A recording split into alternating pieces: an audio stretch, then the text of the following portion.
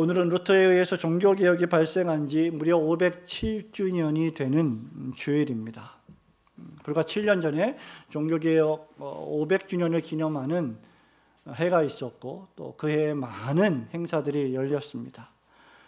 그러나 종교개혁 500주년을 기념했다고 해서 신앙이 개혁되거나 교회가 순식간에 개혁되거나 하는 일들은 벌어지지 않았음을 우리는 보게 됩니다. 개혁이라고 하는 것은 그저 단 한순간에 단 하나의 사건에 의해서 좌우되는 것이 아니라 끊임없이 계속 하나님 말씀으로 고쳐나가야 하는 지난한 과정이기 때문입니다. 개혁이라는 말이 교회나 신자에게 적용될 때 그것은 교회나 신자가 끊임없이 자신의 죄를 회개하고 하나님을 가까이하며 오류와 실책을 고쳐나가고 거룩을 추구하는 개인적이고 공동체적인 작업과 과정을 의미합니다. 이것은 우리가 회개해서 죄를 용서받기 위함이 아니라 이미 사죄의 은총을 받고 구원을 얻어 의롭게 된 신자들이 거룩을 향하여 날마다 그 방향을 돌이키는 것과 같습니다. 이런 의미에서 예수 그리스도께서는 세상을 개혁하라고 말씀하신 적이 단 한 번도 없습니다. 세상에 대하여는 복음을 전하라고 하셨지 개혁하라고 말씀하시지 않았습니다. 종교의 개혁은 1차적으로 세상을 위한 것이 아니라 신자와 교회를 위한 것이었습니다. 그렇기에 중생받지 못한 사람, 성령님을 그 마음에 모시지 못한 사람, 죄의 용서와 칭의의 은혜와 다시 태어나는 거듭남의 역사를 경험하지 못한 사람, 즉 하나님을 믿지 않는 사람, 믿음이 없는 사람에게 성경대로 살라고 개혁을 요구할 수는 없는 노릇입니다. 먼저 죄인의 영혼이 개혁되지 않고서는 가정이 개혁될 수 없고 사회가, 국가가 개혁될 수 없습니다. 죄인은 자신의 영혼이 하나님의 은혜로 거듭나지 않고서는 결코 스스로 자신의 삶을 고칠 수도 없고 더 나아가서 다른 사람의 삶을 고칠 수도 없습니다. 그러므로 가장 탁월한 개혁은 예수 그리스도의 복음을 전할 때 그 복음을 듣고 성령님의 역사하심으로 그가 죄를 회개하고 예수님을 구세주로 영접할 때 벌어지는 일입니다. 따라서 교회는 언제든지 복음을 전해야 합니다. 하나님이 어떤 분이신지, 하나님이 누구신지, 사람이 어떤 존재인지, 왜 오늘날 우리가 살고 있는 이 세상에 이렇게 죄와 악이 관영한지, 하나님의 아들 예수 그리스도는 누구시고 그분은 오셔서 무슨 일을 행하셨는지, 우리가 살고 있는 이 세상이 우리의 인생의 전부인지 아니면 다른 세상에 있는지 우리는 하나님의 말씀을 통하여 끊임없이 전하고 가르쳐야 합니다. 오늘 우리가 읽은 이 하나님의 말씀을 보면 예수님께서도 정치를 개혁하기 위하여 빌라도의 궁전에 올라가셔서 빌라도의 상을 뒤집어 엎으신 것이 아닙니다. 예수님은 예루살렘으로 향하셨습니다. 예루살렘은 구약시대나 신약시대를 초월하여 종교의 심장부이자 신앙의 중심지입니다. 그런데 놀랍게도 그리스도께서는 이 이스라엘의 종교와 신앙의 심장인 예루살렘 성전에 들어가셔서 그 성전을 깨끗하게 청소하십니다. 소위 성전 청결 사건이라고 불리는 놀라운 일을 행하십니다. 주님은 노끈으로 채찍을 만드셔서 그 채찍을 휙휙 휘두르시면서 성전 안에서 장사하는 자들을 다 내어 쫓으시고 내 아버지의 집으로 장사하는 집을 만들지 말라고 엄히 경고하셨습니다. 이 말씀을 오늘 우리는 10월 마지막 주일에 생각해 보기 원합니다. 우선 첫째로 상업적으로 타락한 교회를 향한 예수 그리스도의 의로운 분노의 말씀입니다. 여러분 13절부터 16절까지 우리 한 번 더 천천히 보겠습니다. 유대인의 유월절이 시작. 유대인의 유월절이 가까운지라 예수께서 예루살렘으로 올라가셨더니 성전 안에서 소와 양과 비둘기 파는 사람들과 돈 바꾸는 사람들이 앉아 있는 것을 보시고 노끈으로 채찍을 만드사 양이나 소를 다 성전에서 내쫓으시고 돈 바꾸는 사람들의 돈을 쏟으시며 상을 엎으시고 비둘기 파는 사람들에게 이르시되 이것을 여기서 가져가라. 내 아버지의 집으로 장사하는 집을 만들지 말라 하시니. 아멘. 오늘 우리는 성경에서 상상할 수 없는 예수님의 모습을 보게 됩니다. 우리 예수님은 오셔서 많은 병자를 고치셨고 죽은 자를 살리셨고 죄인들 편에 서서 먹고 마시며 그들의 친구가 되어 주셨습니다. 참으로 인자하시고 사랑이 넘치시는 주님의 모습을 복음서에서 우리는 보게 됩니다.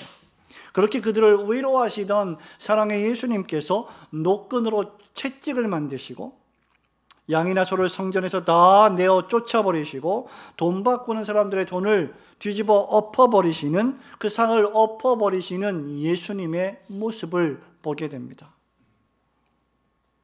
사랑의 예수님이 어떻게 이렇게 과격하실 수 있을까? 우리 예수님의 공생의 사역에서 이보다 더 강한 의로운 분노를 나타내신 적이 없으십니다. 예수님은 도대체 왜 양과 소를 쫓아버리셨습니까? 왜 돈 바꾸는 사람들의 상을 뒤집어 엎으셨습니까? 그 이유는 예루살렘 성전이 타락했기 때문입니다. 교회가 타락했기 때문입니다. 교회 안에 종교인들이 하나님 아버지의 집을 장사하는 집으로 바꿔버리고 있었기 때문입니다. 예루살렘이 장사하는 시장이 되어버렸기 때문입니다.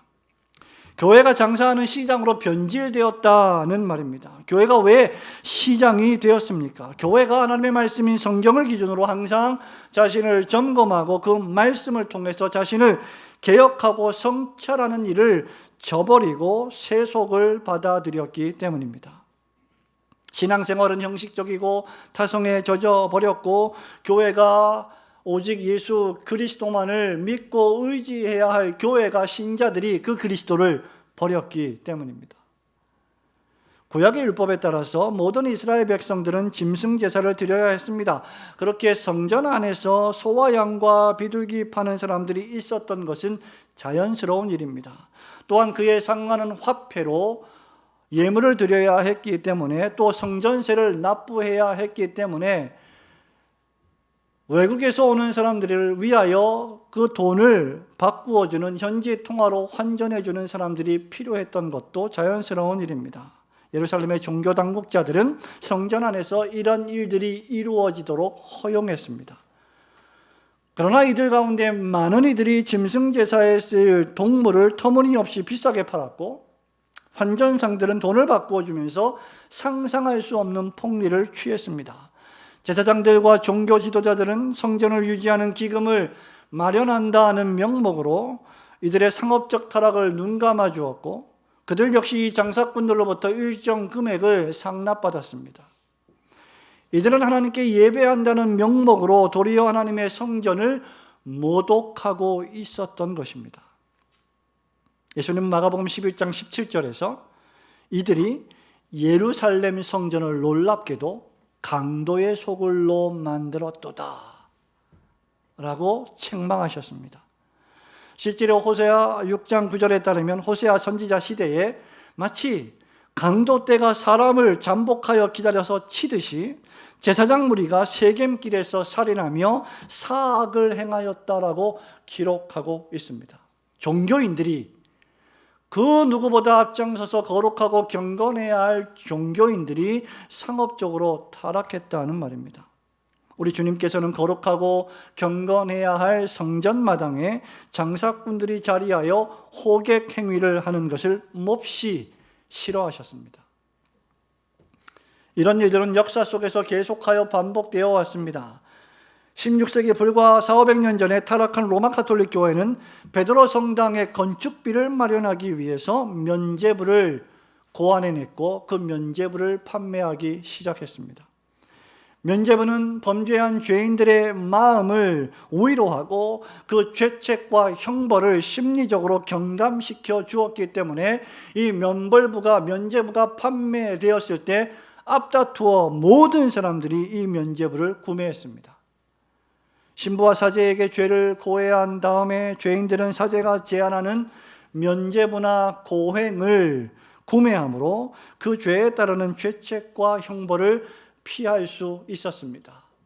그 저지른 죄에 상응하는 형벌을 당하는 대신 면죄부를 구입함으로 공덕을 쌓고 그 형벌을 모면할 수 있었던 것입니다. 이런 방식으로 중세교회는 또다시 상업종교로 전락해버리고 말았습니다. 그 결과 예배당은 돈으로 가득 찼고 그 돈으로 종교인들은 호화호식을 하며 성 베드로 성당을 건축했습니다. 여러분, 오늘날 어떻습니까? 더 많은 사람들을 예배당에 채울 수만 있다면 수단과 방법을 가리지 않습니다. 적지 않은 교회들이 말이죠, 마케팅 기법을 사용하고 세상에서 사용하는 실용주의적인 기법들을 도입합니다. 실용주의란 무엇입니까? 효과를 발휘하기만 하면, 효력을 발휘하기만 하면 그것 자체가 진리가 된다는 철학 용어입니다. 사람들을 많이 모을 수만 있다면 그것이, 그 방법이 진실이든 거짓이든 옳은 것이든 그른 것이든 상관이 없다는 말입니다. 예를 들면 어떤 설교이든지 효과를 발휘하기만 하면 청중들을 집중시키고 그들에게 감동을 주고 그들에게 매력을 발산시킬 수 있다면 그 설교의 메시지가 참인지 거짓인지 상관이 없다는 말입니다. 그것 자체가 실용적 진리가 되는 것입니다.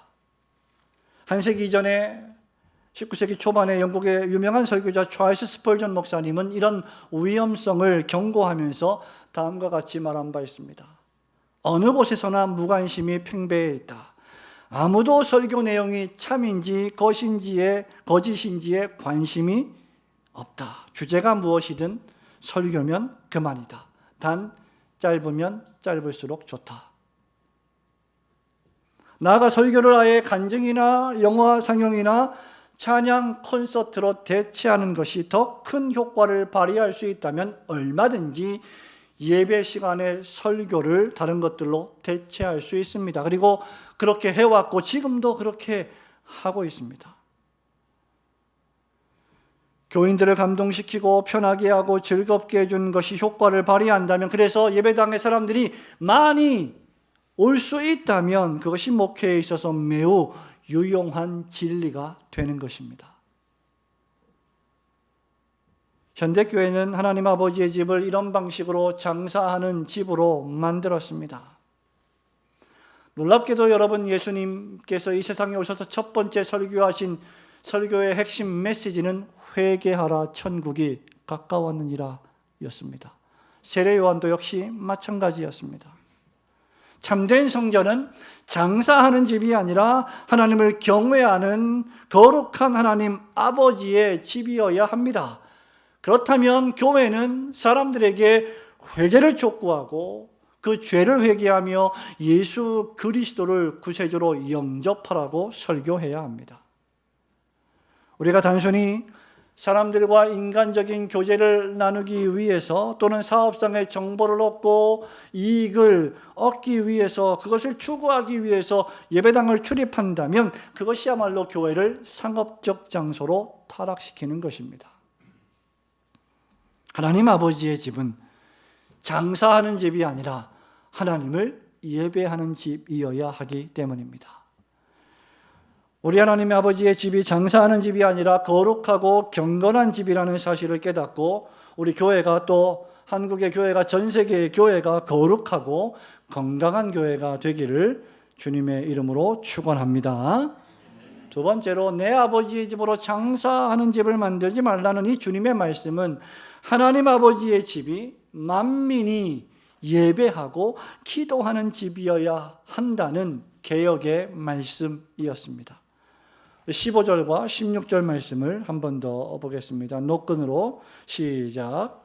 노끈으로 채찍을 만드사 양이나 소를 다 성전에서 내쫓으시고 돈 바꾸는 사람들의 돈을 쏟으시며 상을 엎으시고 비둘기 파는 사람들에게 이르시되 이것을 여기서 가져가라. 내 아버지의 집으로 장사하는 집을 만들지 말라 하시니. 아멘.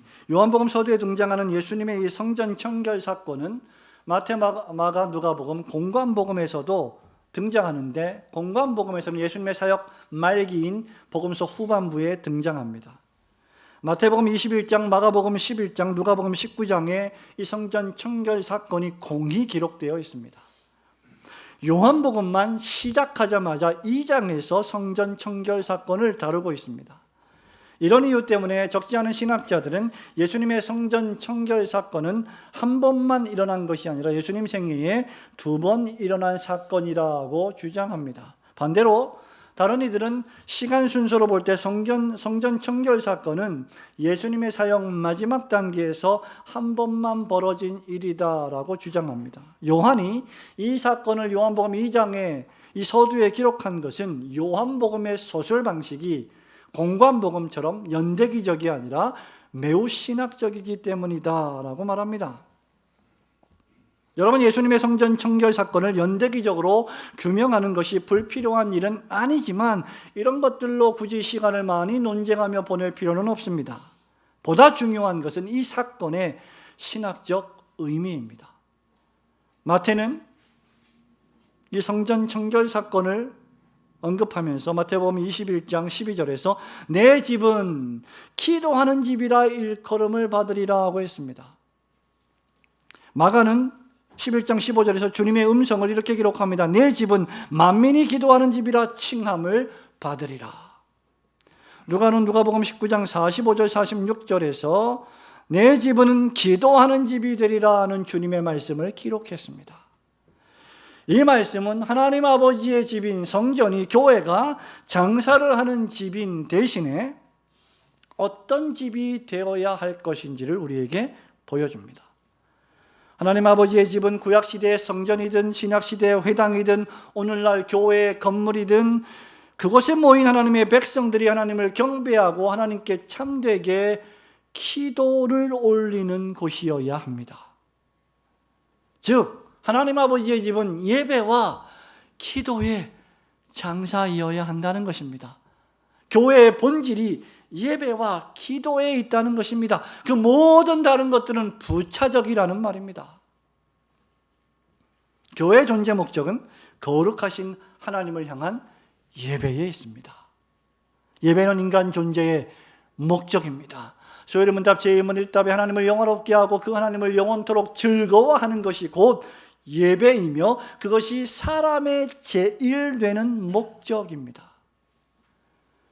그 사람의 제1되는 목적을 수행할 때 사람은 진정 비로소 행복할 수 있습니다. 기도하는 집이라는 말은 전능하신 하나님께 마땅한 기도를 올리며 예배를 드리는 거룩한 곳임을 암시하는 말입니다. 하나님의 명예와 하나님의 영광은 하나님의 백성들이 성전에서 교회에서 어떻게 행동하는지에 달려 있습니다. 그런데 그들은 하나님께 예배를 드리고 기도를 올려드려야 할 이 거룩하고 영광스러운 곳을 시끄럽고 왁자지껄한 상행위가 난무하는 시장바닥으로 만들어 놓았습니다. 유명한 신약학자인 도널드 카슨 박사님은 이 구절을 주석하면서 이렇게 말합니다. 엄숙한 존엄과 속삭이는 기도 대신 가축들의 울음소리와 양의 매거린 소리가 있다. 비탄과 회한 거룩한 경배와 오래도록 드리는 간구 대신에 시끄러운 상행위가 있다. 이런 성전을 깨끗하게 하신 예수님의 모습을 보면서 제자들은 17절에서 시편 69편 9절의 성경 말씀을 생각해냈습니다. 그 말씀은 주의 전을 사모하는 열심이 나를 삼키리라 였습니다. 당시 종교 당국자들은 성전의 사람들을 가득 채우려는 열심으로 가득했습니다. 그들은 소와 양과 비둘기 파는 사람들에게 점포를 내어주고 멀리 와서 재물을 성전 안에서 살 수 있게 해주었습니다. 또한 환정산들에게는 점포를 내어주어서 타국에서 온 사람들이 그들의 로마 돈을 유대의 세겔로 바꾸어 주면서 수익을 내게 해주었습니다. 이렇게 거룩하고 경건해야 할 성전은 각종 장사하는 사람들과 그것들을 사려는 사람들로 혼잡해졌습니다. 이런 방식으로 그들은 기도하는 집을 장사하는 집으로 전락시켰습니다. 여러분, 교회 내에서 어떤 교인이 다른 교인을 상대로 장사하기 시작할 때 그 교회가 얼마나 무질서해지고 혼란해지는지 우리는 역사를 통해서 수없이 경험한 바 있습니다. 선지자 이사야는 이사야 56장 7절에서 이렇게 말합니다. 내가 그를 나의 성산으로 인도하여 기도하는 내 집에서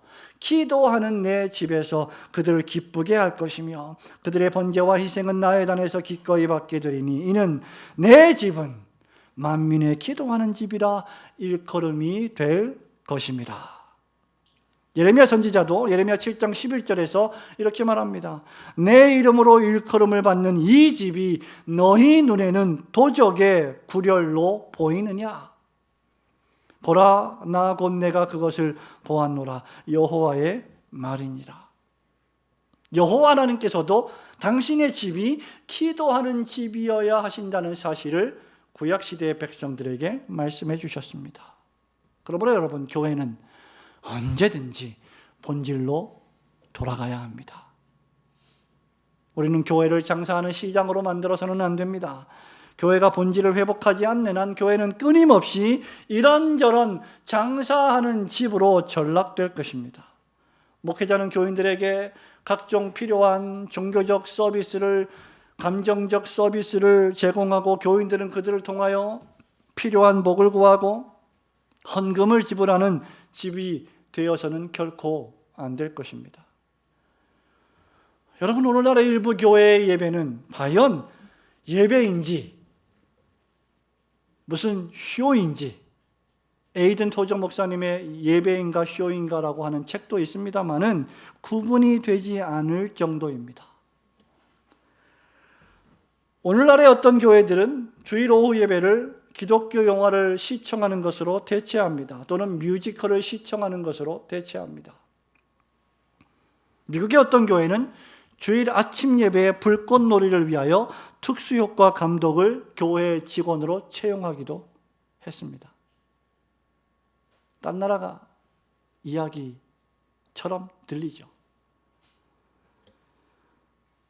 또한 미국의 어떤 교회 가운데 5대 교회, 5개 교회 안에 속하는 그 교회 가운데 한 교회의 주일 저녁 예배에는 전문 프로레슬러에게 훈련을 받은 교회 직원이 출연해서 레슬링 경기가 펼쳐집니다. 이게 주일 오후 예배의 장면이에요. 상상이 되시지 않죠?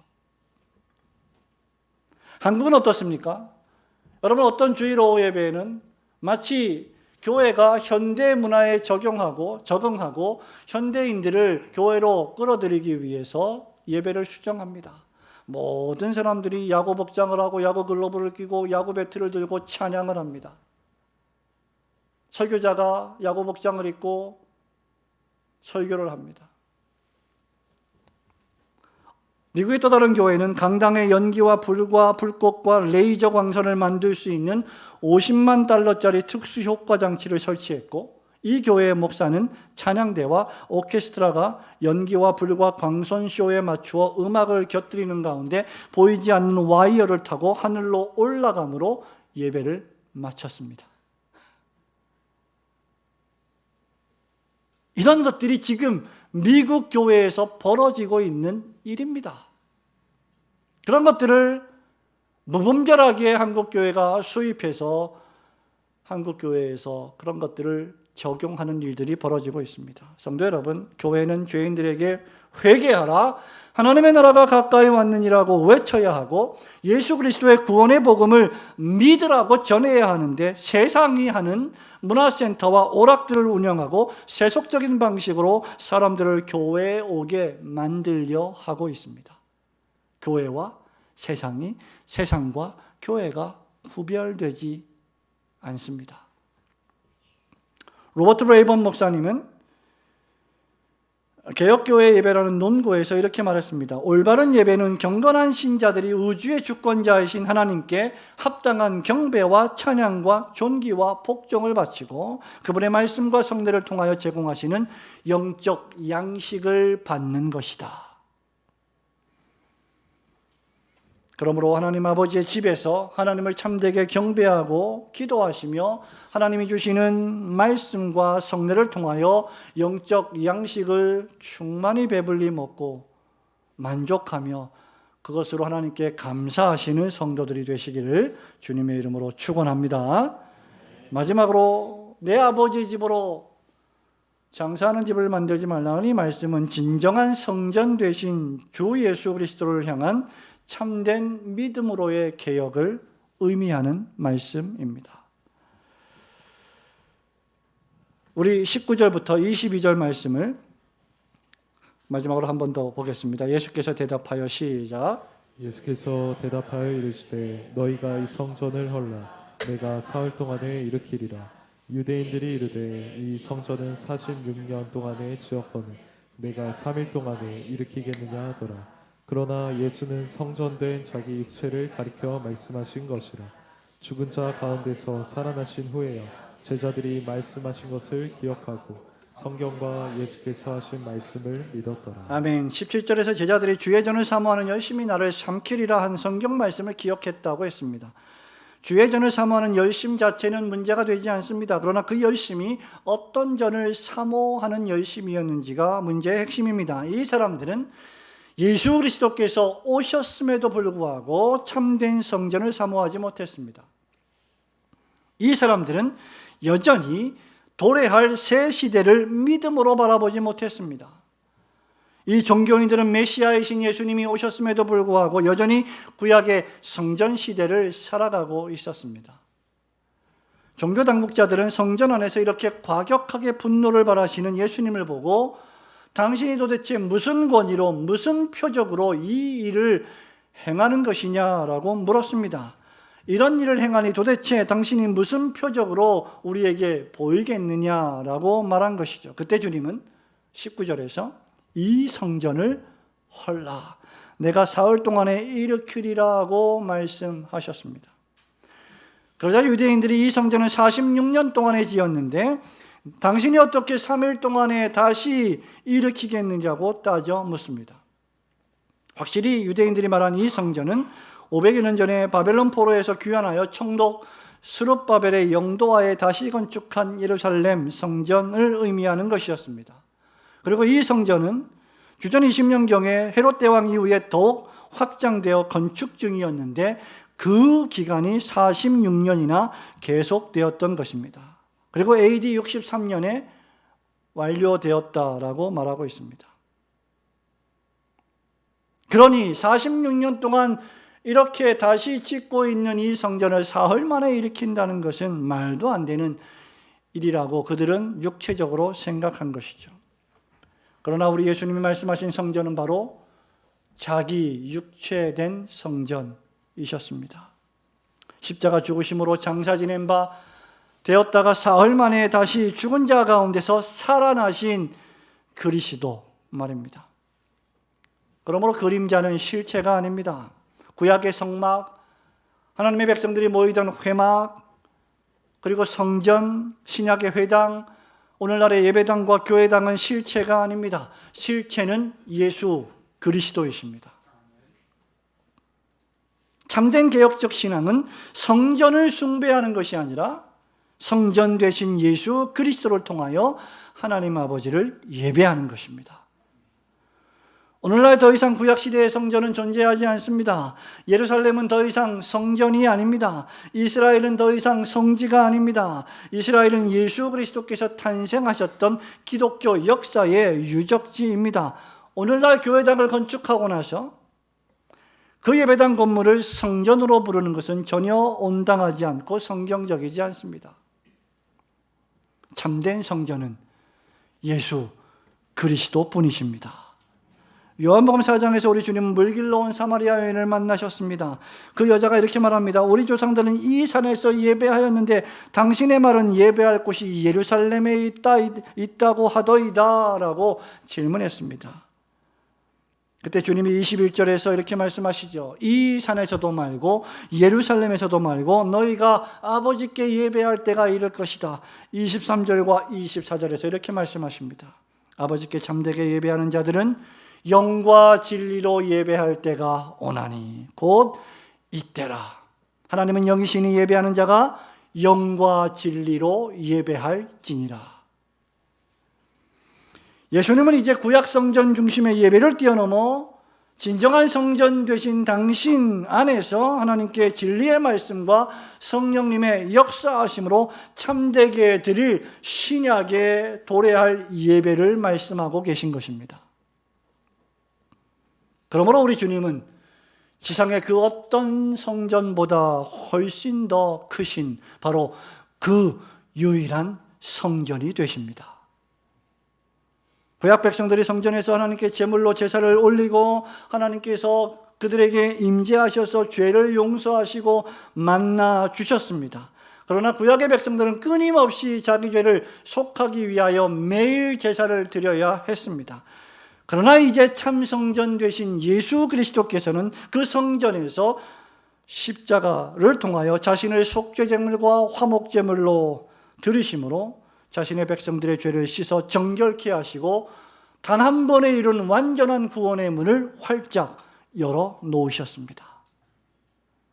우리 주님은 염소와 송아지에 필요하지 아니하고 오직 자기의 피로 영원한 속죄를 이루사 단번에 성소에 들어가셨느니라 라고 히브리서 설교자가 9장 12절에서 말합니다. 히브리서 10장 10절에 이렇게 말합니다. 이 뜻을 따라 예수 그리스도의 몸을 단번에 들이심으로 말미암아 우리가 거룩함을 얻었도다. 그러므로 이제 그리스도인들은 참 성전 되신 그리스도 예수 안에서 각자가 성전으로 지어져 가는 작은 성전들입니다. 고린도전서 6장 19절에서 바울은 그리스도인들이 성령께서 거하시는 성령의 전이며 살아계신 하나님이 거하시는 성전이다라고 말했습니다. 그러므로 우리가 그 유일한 성전이신 예수 그리스도 안에서 성령이 거하시는 참된 성전된 자들임을 깨달으시고 오직 예수 안에서 하나님을 참되게 섬기시는 성도들이 되시기를 주님의 이름으로 축원합니다. 성도 여러분, 말씀을 맺습니다. 예배는 그리스도에게 있어서 치명적으로 중요한 일이었습니다. 죄인들의 구주시요 왕이시요 메시아로 오신 그리스도는 자기 백성의 예배를 받으시는 전능하신 하나님의 아들이셨습니다. 그리스도는 자기 백성들이 바르게 예배하기를 원하십니다. 하나님은 영이시니 예배하는 자가 이제는 신령과 진정으로 성령님과 진리의 말씀을 통해 예배해야 한다고 가르치셨습니다. 그러나 이 말이 우리에게 예배드릴 공간이나 건물이 필요 없다는 말은 결코 아닙니다. 그리스도 예수를 믿는 성전된 성도들이 함께 모여 하나님을 예배할 공간은 언제나 필요합니다. 우리는 시간의 존재이며 아직 이 세상에 살고 있는 우리는 공간의 존재입니다. 모든 가족들이 안전하고 편안하게 지낼 따뜻한 집이 필요하듯이 교회 역시 더 큰 가족이 함께 모일 집이 필요합니다. 그러므로 교회는 필요에 따라 예배드릴 공간을 임대하든지 예배당 건물을 사든지 할 수 있을 것입니다. 모든 성도들이 평안하고 안전하고 쾌적하게 예배드릴 공간을 확보하는 것은 매우 자연스러운 일입니다. 그러나 그런 경우에도 언제든지 우리의 예배는 성령의 나타나심의 능력과 진리의 말씀으로 가득한 예배가 되어야 할 것입니다. 때가 되면 더 이상 성전이나 교회당이나 예배당 건물이 필요 없는 날이 오게 됩니다. 요한계시록 22장 22절에서 사도 요한이 하나님 나라에서의 성전을 이렇게 묘사합니다. 성 안에서 내가 성전을 보지 못하였나니 이는 주 하나님 곧 전능하신 이와 및 어린 양이 그 성전이심이라. 그 성은 해나 달에 비침이 쓸데없으니 이는 하나님의 영광에 비치고 어린 양이 그 등불이 되심이라. 만국이 그 빛 가운데로 다니고 땅의 왕들이 자기 영광을 가지고 그리로 들어가리라. 요한계시록 22장 5절에서도 이렇게 노래합니다. 다시 밤이 없겠고 등불과 햇빛이 쓸데없으니 이는 주 하나님이 그들에게 빛이심이라. 그들이 세세토록 왕노릇 하리로다. 우리 주님의 나라에서 더 이상 건물과 등불과 햇빛이 필요 없는 주님이 성전 되시는 그 성전에서 드리게 될 영광스러운 예배를 사모하면서 아버지의 집인 이 교회에서 주님 오실 때까지 예배하고 기도하시는 성도들이 되시기를 주님의 이름으로 축원합니다.